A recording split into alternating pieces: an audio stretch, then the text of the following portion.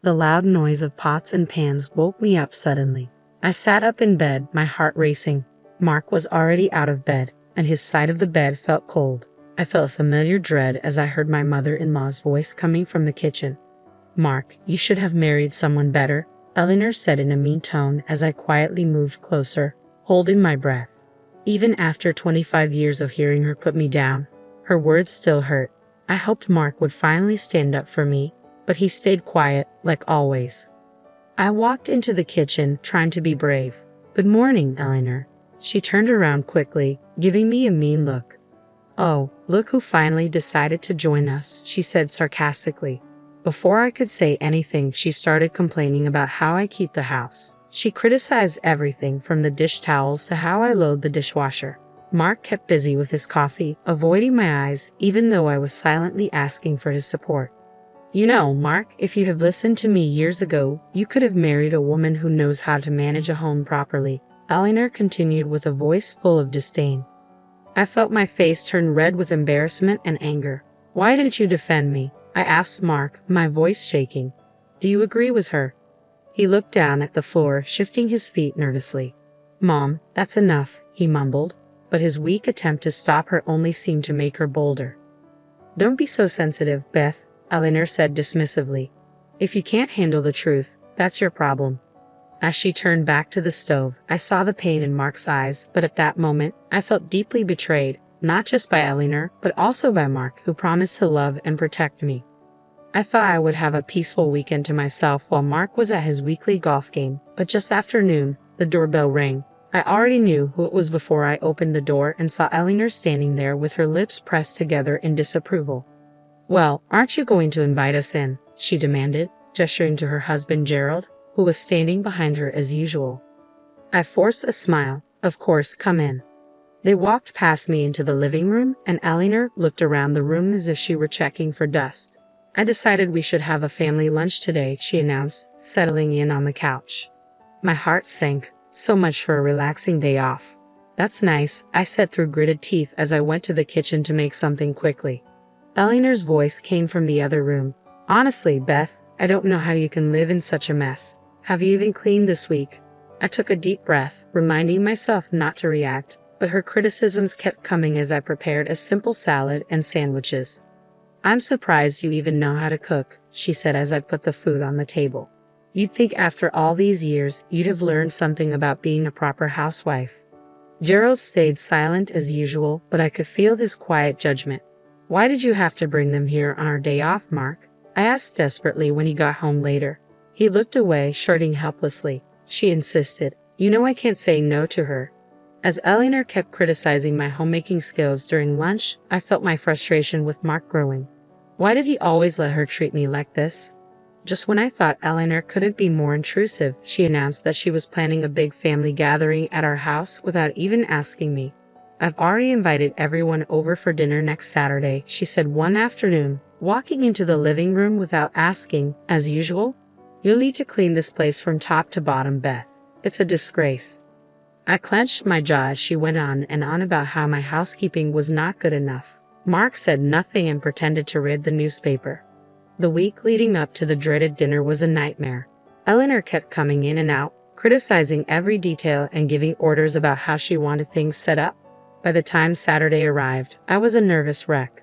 "Why is the table crooked? Fix it," Eleanor snapped as I set out the plates and silverware just as she had instructed.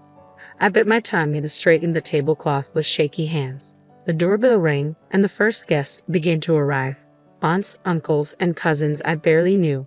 Eleanor greeted them all with a big smile, playing the perfect hostess. "Doesn't Beth's home look lovely?" she said to my aunt. "She's worked so hard to get it ready for us." My face burned with embarrassment as the backhanded compliments continued throughout the evening. Whenever I caught Mark's eye, he quickly looked away. After dessert, Eleanor started clearing plates from the table. "Honestly, Beth, I don't know how you managed this meal. The potatoes were so bland." "That's enough," I said, finally reaching my limit. I turned to Mark, who was slumped in his chair. "Why didn't you defend me? Why do you let her treat me like this?" He looked at me helplessly as the room went silent. At that moment, I realized our marriage was at its breaking point. After the disastrous family dinner, I felt like I couldn't take it anymore. Seeing the helpless look on Mark's face while he stayed quiet during Eleanor's attacks was the last straw. I knew I couldn't keep living like this. The next day, I called my best friend Linda. She has known me since we were kids and is always brutally honest, even when I don't want to hear it. "You have to get out of that toxic situation, Beth," Linda said firmly after I told her about Eleanor's latest insults. "Mark is too weak to stand up to her, and she'll never change." I took a deep breath. I know, but how can I just walk away from my marriage? "Sometimes walking away is the only way to save yourself," Linda replied. "You've given Mark more than enough chances to put his mother in her place. It's clear he's chosen her over you." Her words hurt, but I knew she was right. As much as I loved Mark, I couldn't keep exposing myself to Eleanor's cruelty and his unwillingness to act. Over the next few weeks, I started pulling away from Mark and focusing on my own life. I took up gardening again, something I had always enjoyed but Eleanor had mocked as a silly hobby. I began making plans to meet friends for lunch or dinner without asking for Mark's opinion. He looked confused whenever I made excuses about his mother visiting or mentioned some other activity he wasn't invited to, but I stayed determined, keeping my true intentions to myself. A sense of determination grew inside me. I was done being a doormat for Eleanor, for Mark, for anyone. I deserved happiness, respect, and the freedom to live on my own terms. And that's exactly what I was going to do. With newfound resolve, I began taking steps to become independent. I opened a separate bank account and started putting a portion of my paycheck into it each month, keeping it a closely guarded secret from Mark and his parents. Whenever Eleanor would make another unannounced visit, I stayed polite but distant, no longer doing everything she wanted. If she criticized my housekeeping, I just shrugged it off. Her comments no longer hurt me. "What's gotten into you lately?" Mark asked one evening, his brow furrowed with concern. "You've been so different." I forced a smile. "Just reevaluating some things, that's all." I didn't explain any further. The more I pulled away, the more strained our interactions became. Mark seemed completely confused by my sudden aloofness. The once passive wife he knew slowly disappearing before his eyes. Good, I thought. Let him wonder. Let him realize I'm no longer the doormat he allowed his mother to walk all over. In truth, my mind was focused on bigger plans, finding a way to finally break free from Eleanor's toxic grip once and for all. With each paycheck I saved, that future came closer. I knew it would devastate Mark when I finally told him my plans. A part of me still loved him and hoped he might eventually find the strength to stand up to his mother himself. But I couldn't keep hoping for something that might never happen. I had to do this for myself. My new mantra became independence at any cost. The road ahead would be difficult, but I was determined to walk it alone if I had to. No more settling, no more suffering in silence. It was time to put myself first. With each paycheck I squirreled away, my secret savings account grew larger and eventually, it was enough to make my long-awaited move. One afternoon, I slipped out and met with a realtor, explaining that I needed to buy a small home just for myself. She showed me a cozy little bungalow, perfect for a fresh start. I put in an offer that day, using only my name on the paperwork. A few weeks later, the house was officially mine, a space where I could finally breathe, free from Eleanor's toxic presence. But I knew keeping it a secret was only delaying the inevitable explosion. That night at dinner, I could barely look at Mark without thinking about the news I was about to share. Eleanor prattled on as usual, criticizing everything from the meal to how I'd set the table. "Enough," I said firmly, setting down my fork. "I have an announcement." Eleanor raised an eyebrow but stopped talking. Mark looked at me with a puzzled expression. Taking a deep breath, I met his confused gaze. "I've bought a house just for me. I'm moving out."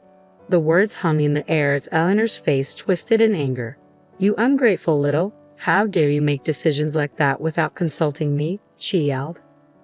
"That's just it, Eleanor," I replied calmly. "It's my decision, not yours. I don't need your permission or approval." Mark seemed to shrink in his chair as his mother continued her tirade.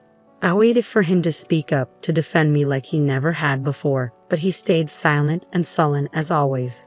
In that moment, I felt both liberated and heartbroken.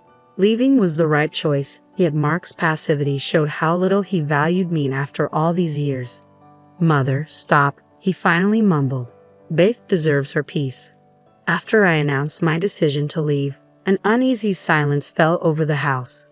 Eleanor had stormed off in anger, as I expected, but it was Mark's lack of reaction that hurt me the most. He sat there with his shoulders slumped, unable to look at me, as if I had just blindsided him instead of standing up for myself after years of torment. "Well?" I asked when the silence dragged on. "You've had plenty of chances to defend me against your mother's cruelty. What are you going to do?" Mark opened his mouth, then closed it again. I could almost see the struggle within him, a lifelong tug of war between his controlling mother and his desire to please everyone. I'm sorry, Beth," he finally said, his voice barely a whisper. "You're right. All this time, I've let my mother walk all over you, over us." He dragged a hand down his face, looking suddenly much older. "I realized tonight that if I don't stop this now, I'm going to lose you for good, and that's my worst fear." Tears filled my eyes despite my determination.